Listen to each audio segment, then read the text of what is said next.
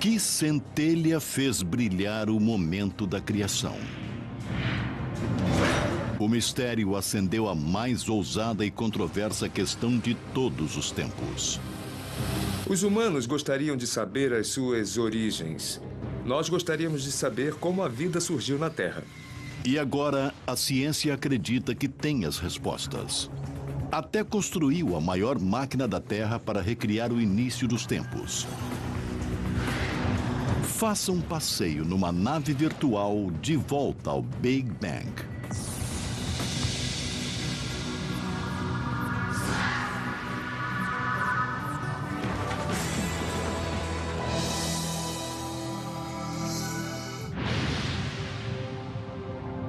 Nosso universo é um conjunto elegante de mais de 1 bilhão de galáxias, cada uma abrigando 100 bilhões de estrelas. Ainda não se sabe quantos planetas existem. Nós sabemos que a Terra fez sua residência na galáxia Via Láctea.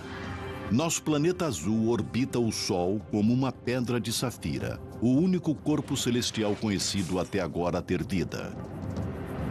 Mas como nosso mundo chegou aqui?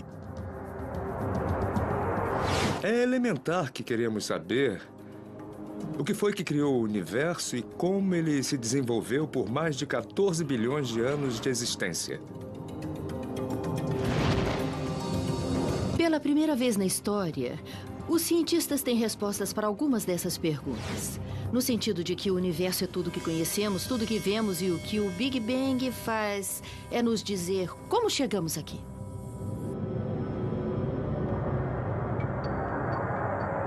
A teoria do Big Bang diz que há mais de 13,7 bilhões de anos, nosso universo começou num estado incrivelmente denso, quente e comprimido, com uma missão principal: expandir.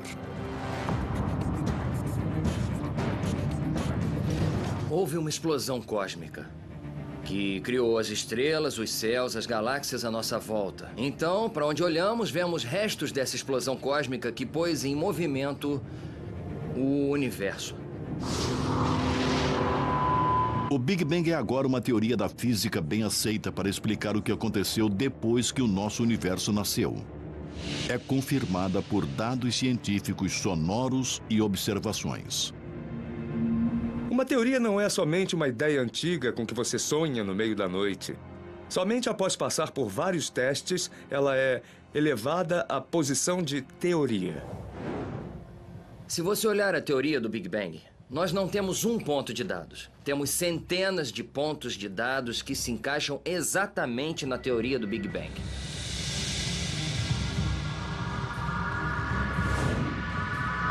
Quando olhamos para o céu à noite, podemos retroceder no tempo até o próprio Big Bang. Quando você olha para o céu, vê estrelas e talvez até a nossa própria galáxia Via Láctea. Mas se olhar mais além, verá um agrupamento de galáxias. Olhando ainda mais além, poderá ver a primeira geração de estrelas sendo formada e morrendo. Se continuarmos a voltar no tempo, poderemos ver os primeiros átomos se formando. Continuando a nossa jornada de volta no tempo, podemos ver a formação dos primeiros prótons e nêutrons. Se retrocedermos o relógio ainda mais, poderemos ver o primeiro instante do Big Bang. Como se chegou à descoberta do Big Bang? Por que sabemos que é verdadeiro e o que ainda há para aprender? Por centenas de anos, os astrônomos olharam para a noite estrelada e contemplaram a origem do universo. Mas a maioria das ideias continham sentido religioso.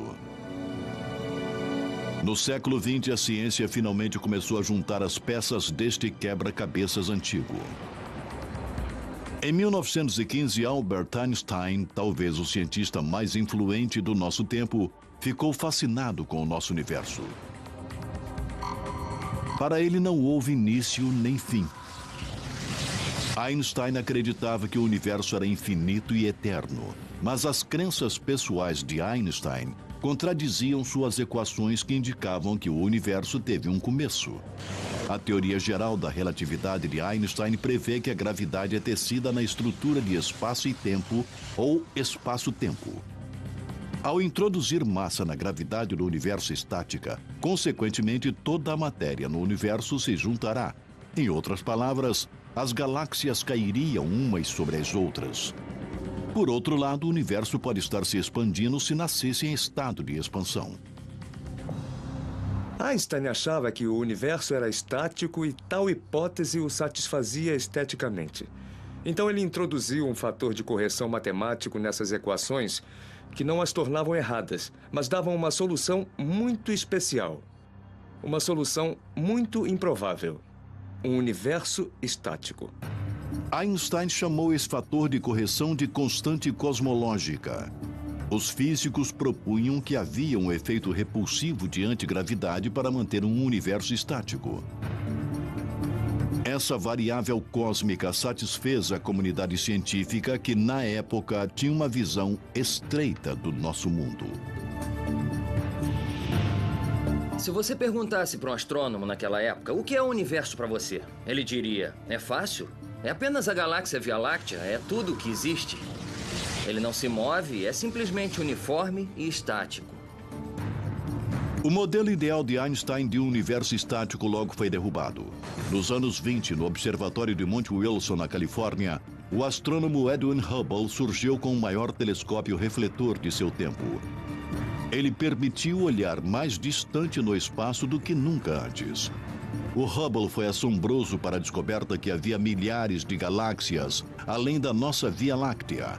Ele fez isso medindo o brilho das estrelas distantes comparadas às estrelas próximas, observando sua radiação eletromagnética desviada para o vermelho. Estamos familiarizados com o som que um carro faz quando passa. Quando ele passa. Isso é o comprimento da onda sonora sendo esticada quando um carro está recuando ou se aproximando. Ondas de luz fazem a mesma coisa. Quando um objeto está se movendo em nossa direção, ele fica mais azul. E quando um objeto está se afastando de nós, ele parece mais vermelho. Isso se chama deslocamento para o vermelho. Por isso, observando se quão vermelho algo parece estar, os astrônomos podem ter uma ideia de sua distância. Aqui está um universo hipotético se expandindo depois do Big Bang. Adesivos são as galáxias e a bola é o espaço no qual as galáxias estão agrupadas. Isso é exatamente o que nós vemos em nosso universo, onde as galáxias estão se afastando umas das outras. O Hubble comprovou os cálculos que Einstein havia feito, mas que o gênio da ciência ficou relutante em reconhecer. Mas quando Edwin Hubble finalmente mostrou que o universo estava de fato se expandindo, Einstein disse, esse foi o meu maior erro. A descoberta do Hubble de um universo em expansão, conhecida como a Lei de Hubble, se tornou a primeira peça de evidência que apoiaria o Big Bang, uma teoria que veio de uma fonte improvável. Georges Lemaitre, um padre belga e professor de física, estudou as equações de Einstein. Ele calculou que se o universo está se expandindo hoje, ele deve ter sido menor no passado, portanto, ele deve ter tido um início. Lemaitre propôs que nosso universo em expansão emergiu de um átomo primitivo.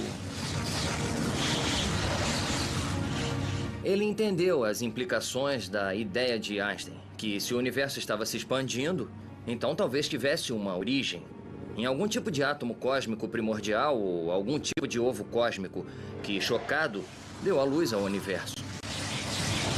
Os colegas de Georges Lemaitre não acreditavam muito no átomo primordial. Sugeriam um evento de criação que talvez beirasse mais a religião e a teologia. Eles preferiam achar que o universo seria tanto estático como a maioria das pessoas pensavam antes disso, ou talvez eternamente se expandindo, se ele realmente estivesse se expandindo como Hubble mostrou. Lemaitre defendeu sua teoria do átomo primordial como puramente científica. Mas o astrônomo britânico Fred Hoyle se opôs firmemente à sua hipótese. Concordando que o universo estava se expandindo, Hoyle propôs que as novas galáxias eram formadas de matéria que vinham sendo feitas constantemente. E assim, o universo sempre teria existido e sempre pareceu o mesmo. Hoyle chamou sua teoria alternativa de o estado estacionário. De fato, Fred Hoyle admitiu ter observado que o universo parecia estar se expandindo. Mas ele disse que não houve um evento de criação, não houve um início. O universo sempre esteve se expandindo e continuaria para sempre a se expandir. Em 1984, durante um programa de rádio em Londres, Hoyle tentou diferenciar sua teoria de estado estacionário com a ideia de Lemaitre do átomo primordial. Ele se referiu à teoria de Lemaitre como Big Bang de Lemaitre, e o nome ficou. Essas duas teorias concorrentes se envolveriam no último e científico duo para determinar a origem de tudo.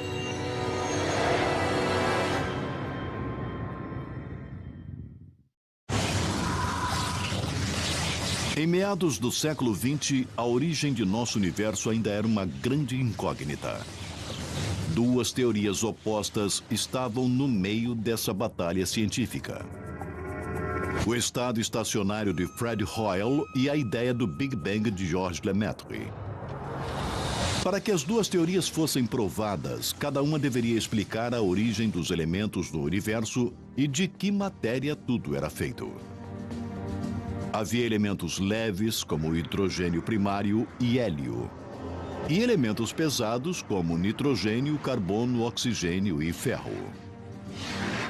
Sob altas temperaturas, o elemento leve do hidrogênio se funde para formar hélio. Por sua vez, o hélio se funde em elementos mais pesados. Fred Hoyle propôs que a criação de todos esses elementos mais pesados do que o hidrogênio aconteceu no núcleo de estrelas ardentes num processo chamado fusão nuclear. Isto também incluía o segundo e mais abundante elemento, o hélio. William Fowler, que era um físico nuclear, e Fred Hoyle explicaram como as estrelas fazem os elementos e, portanto, eles achavam que também as estrelas faziam hélio. E assim todos os elementos eram feitos nas estrelas e não precisava haver um Big Bang. Mas a teoria de Hoyle tinha vários problemas evidentes. O mais importante é que ela não explicava como o hidrogênio era formado, pois as estrelas mais antigas deveriam ter sido formadas com hidrogênio já existente. Hoyle acabou com esse problema sugerindo que o hidrogênio e o hélio sempre existiram e sempre foram espontaneamente criados. Mas outros começaram a questionar a hipótese de Hoyle.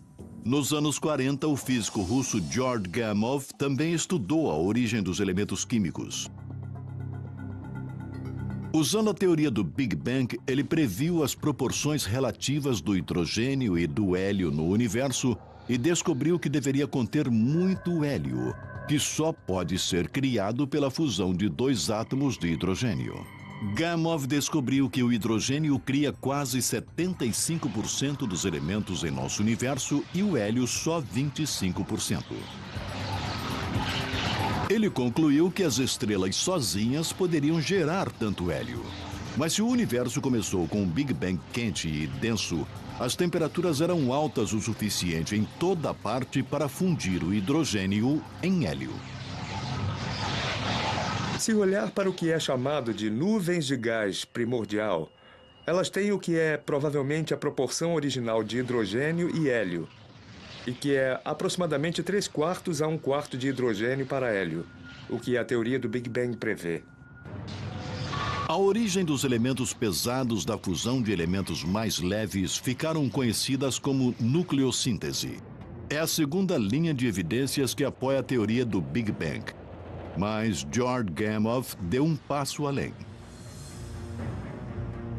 O físico George Gamow e seus alunos criaram uma hipótese fantástica e surpreendente. Se o universo estivesse muito quente no instante do Big Bang, então hoje deveria haver uma brasa, uma fosforescência, ecos dessa radiação ainda reverberando ao redor do nosso universo. A temperatura do espaço deveria ser poucos graus acima de zero absoluto. Um resto de temperaturas ardentes e violentas do próprio Big Bang. Gamow não tentou detectar essa fosforescência, mas ele levantou uma questão. 2 décadas se passaram antes que a teoria do Big Bang fosse inegavelmente provada e por acidente. Nos anos 60, a AT&T, antigo Bell Labs, construiu uma antena gigante para se comunicar com os satélites mais antigos. Esses instrumentos convertem ondas sonoras em impulsos elétricos e então em luz na forma de micro-ondas e ondas de rádio. Em 1964, os radioastrônomos Robert Wilson e Erno Penzias estavam usando a antena para observar o hidrogênio na galáxia Via Láctea quando captaram um estranho sinal. Usando o telescópio gigante localizado em Holmdel, Nova Jersey, Penzias e Wilson escanearam o céu em busca de um som irritante. Para sua surpresa, eles captaram um sinal de radiação fraco em todas as direções. Os astrônomos ficaram perplexos. Eles não conheciam nada no espaço que pudesse gerar tal ruído. A maioria dos cientistas provavelmente o teria ignorado, mas eles perceberam que aquilo era algo sério. Eles procuraram todas as causas possíveis, incluindo pombos e seus excrementos sobre o radiotelescópio. Na verdade, não havia nada que estivesse produzindo ruído artificialmente. Aquele sinal vinha realmente do próprio universo. E, quando viram isso, entraram em contato com um astrônomo em Princeton que havia teorizado que seria possível observar essa micro-onda ambiente diretamente. Penzias e Wilson descobriram a evidência incontestável. Era o fundo cósmico em micro-ondas. Na verdade, o resto de radiação do Big Bang, como previu o físico George Gamow nos anos 40. O fundo cósmico em micro-ondas mostra como o universo era há aproximadamente 380 mil anos depois do Big Bang. Antes dessa época, o universo era um ensopado denso e opaco de partículas carregadas e radiação na forma de raios gama e raio-x. Após se passarem cerca de 380 mil anos, a mistura primitiva esfriou para permitir que os primeiros átomos neutros se formassem. Nesta época, matéria e radiação se separaram e os primeiros fótons ou raios de luz conseguiram passar livremente pelo universo. Esses mesmos fótons são a radiação incandescente que vemos hoje e que viajou desde o início dos tempos. É igual a quando você vai acampar nas montanhas e tem uma neblina matutina e você não consegue ver nada até que o sol levante e a neblina se desfaça. E então você pode ver lindas montanhas ao seu redor. Não significa que elas tenham sido feitas há poucos minutos. É isso que está acontecendo no universo. 400 mil anos depois do Big Bang, a neblina se dissipou e conseguimos ver as estruturas. Mas achamos que as estruturas foram, na verdade, feitas na primeira fração de segundo após o Big Bang. A radiação cósmica de fundo em micro-ondas foi a terceira e mais forte peça de evidência validando a teoria do Big Bang. Num sentido, o toque de despedida para a teoria do estado estacionário foi a descoberta da radiação cósmica de fundo em micro-ondas. A teoria de estado estacionário basicamente não tem origem plausível para essa radioirradiação neutralizada. A comunidade científica finalmente abraçou a teoria do Big Bang, mas o fundo cósmico em micro-ondas gerou perguntas imediatamente. Quando olhada de perto, a radiação parecia lisa, não granulosa como esperado.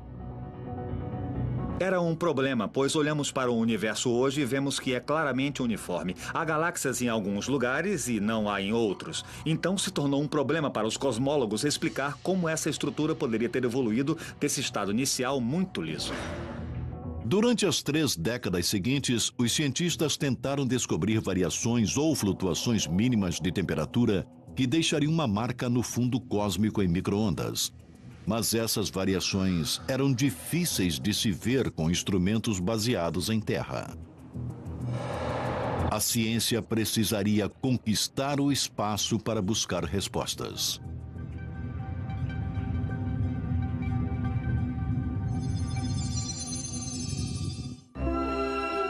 Olhando em volta, qual é a pessoa mais sexy?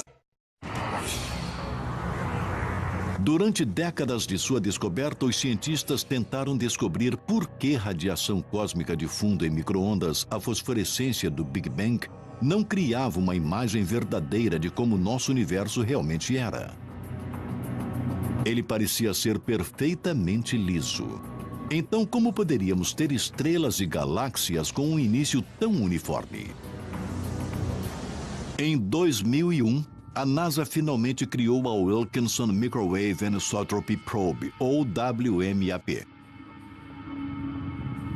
Esse satélite de segunda geração produziu uma série de mapas pontuados que ofereciam uma planta cósmica para a evolução do nosso universo. O WMAP mediu variações mínimas na densidade da temperatura do fundo cósmico em micro-ondas. Essas irregularidades de temperatura finalmente levaram à formação dos aglomerados e superaglomerados de galáxias. Havia pontos quentes 30 milionésimos de 1 grau mais quente e pontos frios 30 milionésimos de 1 grau mais frios. E essas irregularidades basicamente nos dizem que existem agrupamentos de massa antigos na história do universo, que poderiam então oferecer as sementes onde os aglomerados de galáxias desintegraram. O WMAP também ajudou a confirmar a idade do universo, entre 13,7 e 13,8 bilhões de anos. Mas mesmo com as informações captadas do WMAP, ainda havia grandes problemas com a teoria do Big Bang. O fundo cósmico em micro-ondas revelou que a temperatura no espaço era estranhamente uniforme. Regiões distantes têm a mesma temperatura, ainda que estejam separadas por 90 bilhões de anos-luz. Na teoria do Big Bang ainda havia fios soltos. Se você estiver nessa posição e olhar naquela direção, então, a princípio, você está olhando para duas partes do universo que não deveriam estar conectadas. Não houve tempo suficiente, desde o início do universo, para esses dois pontos fazerem contato um com o outro. Para solucionar esse dilema cósmico, uma teoria chamada inflação foi introduzida. A lei de Hubble provou que o nosso universo vem se expandindo desde o início dos tempos. Contudo, 1 trilionésimo de 1 trilionésimo de 1 trilionésimo de 1 segundo após o momento da criação, o espaço passou por um período rápido e hiperexpansionista, pelo qual ele se expandiu mais rápido do que a velocidade da luz e então retornou ao passo expansionista normal. Consequentemente, pontos no espaço que estão agora mais distantes poderiam ter estado em contato próximos um ao outro e com a mesma temperatura. O universo começou muito pequeno. Isso significa que houve tempo para ele se tornar uniforme, para manter a mesma temperatura e densidade em toda parte, pois era muito pequeno. A inflação exponencialmente fez o espaço crescer a um tamanho gigante. Por exponencialmente, quero dizer dobrar de tamanho, cada intervalo mínimo de tempo. Então, enquanto se expandia, mantinha uma temperatura e densidade uniformes. A teoria da inflação também ajuda a explicar outro problema. Os dados do WMAP determinavam a forma do universo como sendo plana e não curva como deveria ser, baseado na quantidade de matéria e energia presentes. A teoria da inflação naturalmente explica esse aparente nivelamento do universo. Imagine que vivemos na superfície dessa bola de basquete, que é muito pequena e assim, obviamente, parece ser curva. Agora, suponha que você aumente a bola até o tamanho da Terra. E qualquer região local visível pareceria plana. Parece plana somente porque nós estamos vendo uma fração mínima de tudo que existe. Bem, no caso do universo, os astrônomos acham que ele pode muito bem ser curvo como uma bola. Mas é tão enorme que nós só vemos uma fração mínima, tão localizada, que a parte que vemos parece plana, apesar da curvatura intrínseca. O problema do nivelamento é solucionado porque, apesar da forma inicial do universo, assim que ele se expandiu para uma estrutura muito maior do que as partes que podemos ver, as partes que podemos ver são naturalmente planas. A inflação resolve primorosamente muitas das questões que cercam o modelo original do Big Bang. Mas existe apenas um problema. Ainda não há prova de que a inflação realmente aconteceu. Tivemos a ideia de que o universo começou num estado quente, denso e está expandindo, e a ideia do Big Bang. Nós temos uma teoria agora que acrescentamos a ela chamada inflação, sobre que parte daquele processo deu certo. Nós ainda não temos provas que isso aconteceu aqui, aconteceu ali e aonde aconteceu. Ainda temos que explicar, é como funciona. Uma nova missão pode descobrir se a inflação realmente ocorreu. Em 2009, a European Space Agency, em conjunto com a NASA, lançam o Planck. É um satélite de terceira geração que estudará o fundo cósmico em micro-ondas com resolução inacreditável, que não foi conseguida pelas missões COBE e WMAP.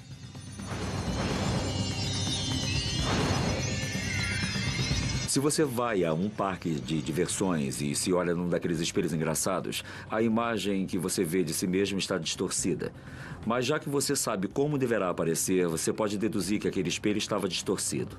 Com o Planck, nós podemos ver as distorções dele e dessas distorções nós poderemos aprender algo, não só sobre o início do universo, mas algo sobre a matéria no universo nos dias de hoje.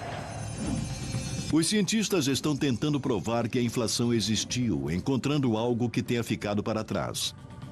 Ondas gravitacionais são vibrações no tecido do espaço-tempo que são emitidas por objetos em movimento. Einstein previu que as ondas gravitacionais existiram, mas elas nunca foram diretamente observadas. Ainda se a inflação realmente ocorreu, o evento expansionista energético deveria ter emitido uma onda de gravidade que ainda é ressonante até hoje. Vai chegar o dia em que tudo terminará. O dia em... Na fronteira da Suíça e França, o laboratório de física chamado CERN acolhe a maior e mais complexa máquina científica já construída.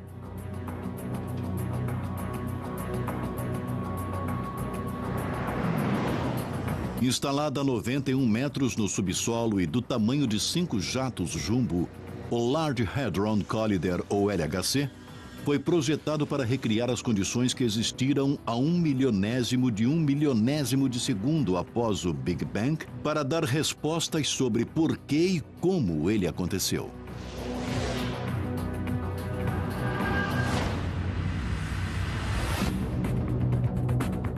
Partículas subatômicas chamadas prótons são enviadas unindo a 27 quilômetros no subsolo. Curso circular em direções opostas a mais de 99,9% da velocidade da luz. 4 detectores localizados dentro do túnel agem como câmeras para gravar as colisões.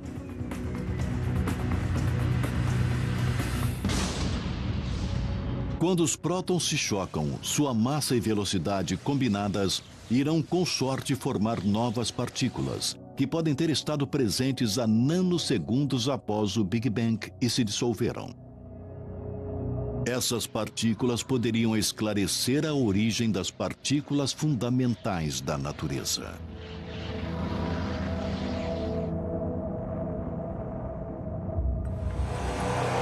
Estamos procurando por novas partículas. Pode ser que essas novas partículas vivam por somente um pequeno instante e se dissolvam em outras partículas.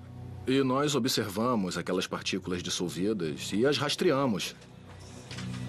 E a partir disso, conseguimos descobrir qual era a energia delas, de onde elas vieram e de que massa de partícula precursora eram.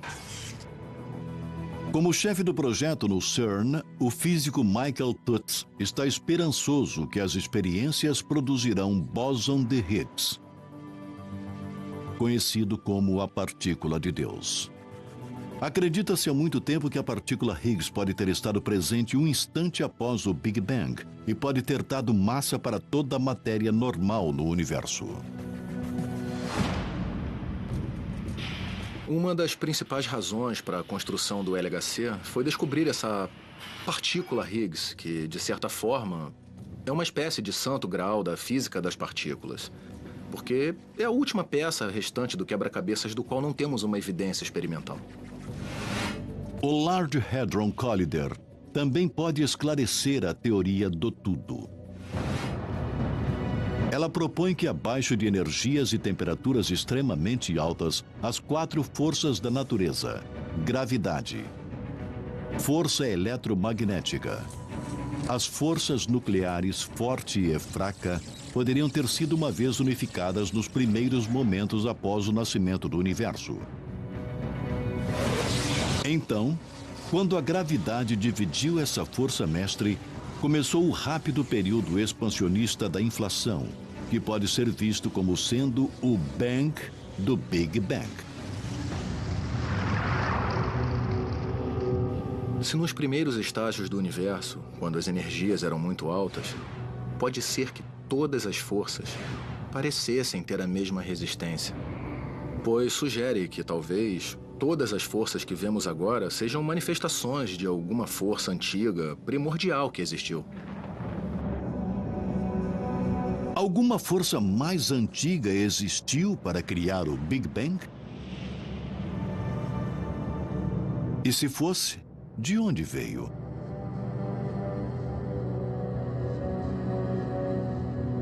A teoria inflacionária faz muito mais do que ajustar dados. A teoria prevê que poderia ter havido um período pré-inflacionário. Ela diz que se o Big Bang aconteceu uma vez, poderia acontecer de novo. E de novo, e de novo, e de novo. Muitos físicos teóricos concordam com um pré-Big Bang, em que o nosso universo pode ser, na verdade, o resultado de um universo pré-existente.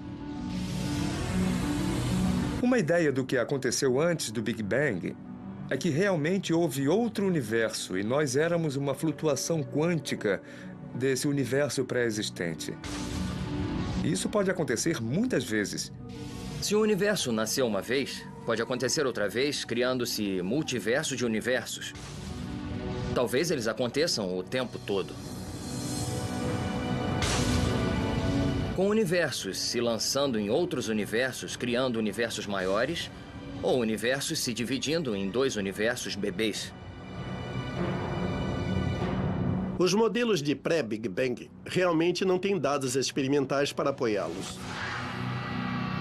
E então, podem ser verdadeiros ou podem não ser. Ainda não há evidência confirmando se o nosso universo começou do nada ou de algo. Mas o Big Bang esclarece como o nosso universo evoluiu. E talvez seja seu último destino.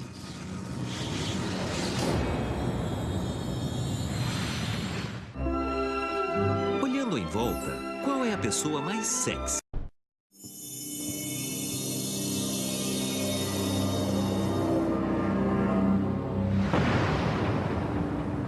O Big Bang é a explicação aceita da origem de nosso universo, de acordo com dados científicos, observações e teorias de físicos e matemáticos. Eis um cronograma do que achamos que aconteceu.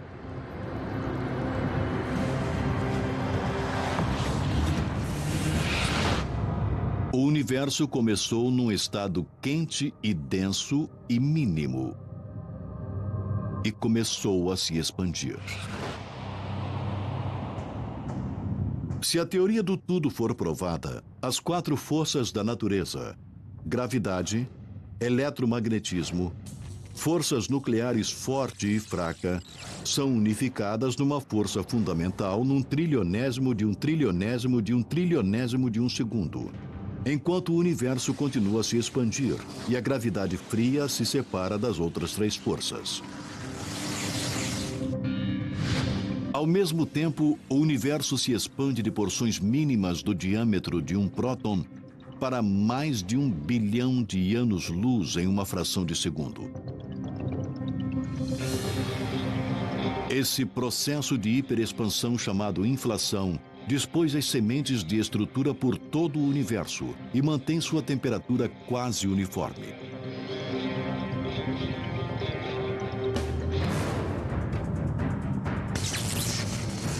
Quando a inflação diminui, as forças eletronucleares fraca e forte tornam-se forças separadas. Elas interagem com o mar de partículas e antipartículas para criar uma sopa cósmica de energia.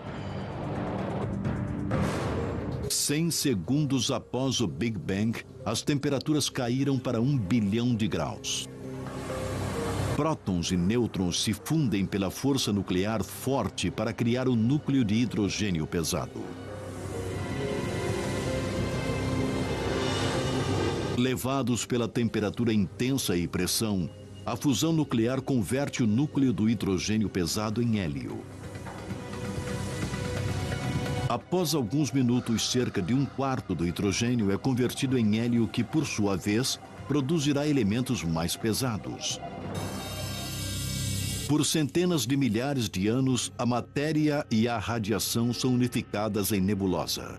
Então, 380 mil anos após o Big Bang, a matéria e a radiação se separam, permitindo que os fótons ou os raios de luz viajem desimpedidos pelo espaço. O universo enevoado se torna transparente, permitindo que os fótons que fazem o fundo cósmico em micro-ondas sejam vistos. Quando o universo está com algumas centenas de milhões de anos, a gravidade atrai o hidrogênio e o gás hélio para formar nuvens que se dissolvem, formando as primeiras estrelas.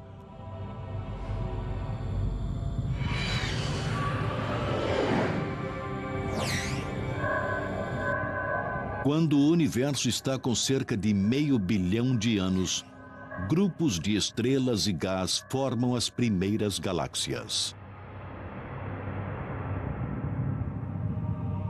Enquanto as galáxias se agrupam sob a força da gravidade, as primeiras estrelas morrem e liberam elementos pesados recém-formados. Carbono, nitrogênio e oxigênio. Elementos básicos à vida. Esses elementos pesados finalmente se moldam para formar novas estrelas.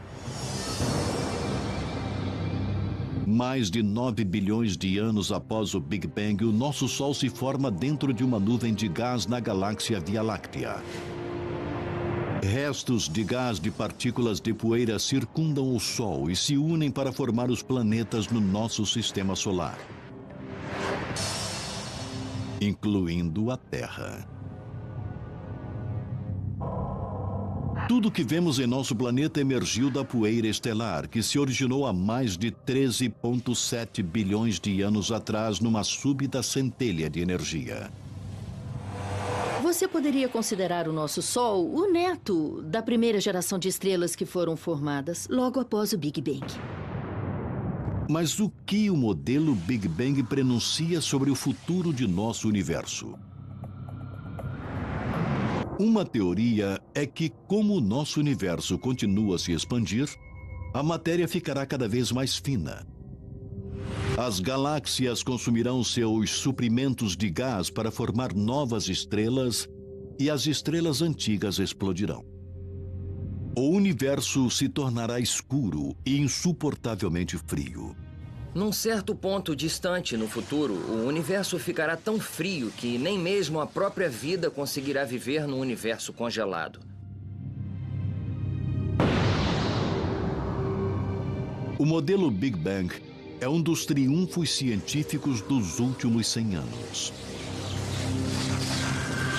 Através de um exame minucioso e luta, a ciência mapeou agora uma viagem de volta a quase ao início dos tempos. E a busca continua, enquanto novas descobertas responderão por que estamos aqui e de onde viemos.